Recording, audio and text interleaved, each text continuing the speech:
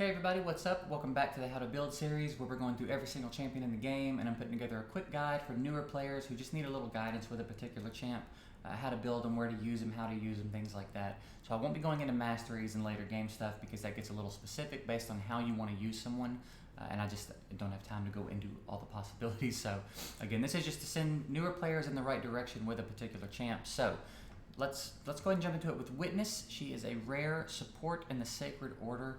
Looking at her base stats, they're pretty solid all the way down. Her base HP is nice enough. Her base attack is really nice for a support. Her base defense is not bad, and then her base speed is pretty solid. She's 103. That's a pretty good base speed. So just looking at her base stats, it looks like she's going to be pretty good. Let's take a look at her skills and see what we think. First, attacks one enemy, has a 15% chance of placing an extra hit, damage based on attack. So that would explain the high base attack, even though she's a support. So this is pretty straightforward, regular, standard, no debuffs to land or anything like that, just a chance for an extra hit. So that's nice. Second skill, attacks one enemy, places a 30% increased defense buff on the ally with the lowest HP for 3 turns. So a 3-turn defense buff on the ally with the lowest HP on a 4-turn cooldown. So that's pretty cool. That's nice that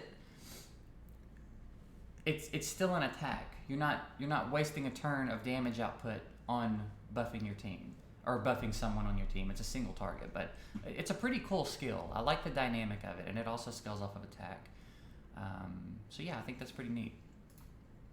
Third skill, places a block debuffs buff on all allies for 1 turn. Okay. Places a shield buff equal to 30% of this champion's max HP on all allies for 2 turns. Wow, okay, so we've got an AoE block debuffs and a shield, and a 2-turn shield equal to 30% of her HP. Alright, so we're going to want to stack a little bit of HP on her because of that.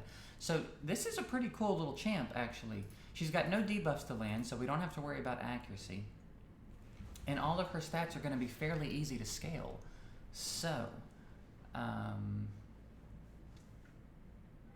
yeah, I think she would be great in campaign, great on a campaign team. I think she'd be great in all dungeons aside from probably Fire Knight and Spider. But Dragon in particular, I think she's got a lot of potential because of the block debuffs thing.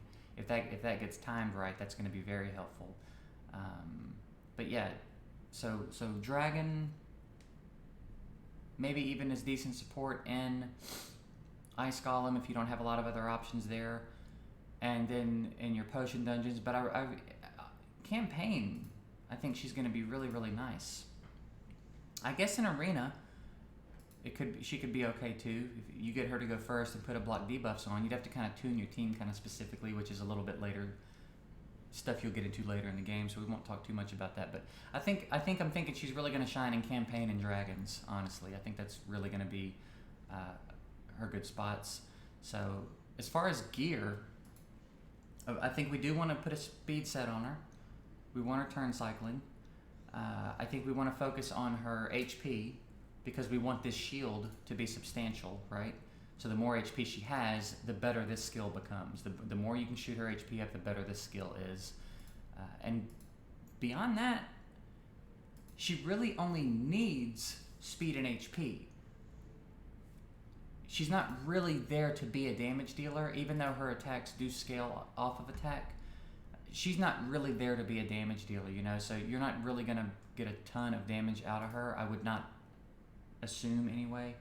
So what I would do is probably just build her speedy and tanky. I would put, so speed sets, HP sets, defense sets, things of that nature. And then I would probably go HP percentage on the gloves and armor and speed on the boots for the main stats, and then just whatever gear you have of those sets that shoot those stats up, that's really all she needs. You just need her to get as many turns as she can get, and you need her to survive for as long as she can. And again, the damage is not really what she's there for. So, pretty cool champ. Definitely, I see some utility for like I said, campaign and dragons, and maybe the potion dungeons as well. So pretty cool little champ. I think she'd be fun. I think she'd be worth a little bit of time and effort to build.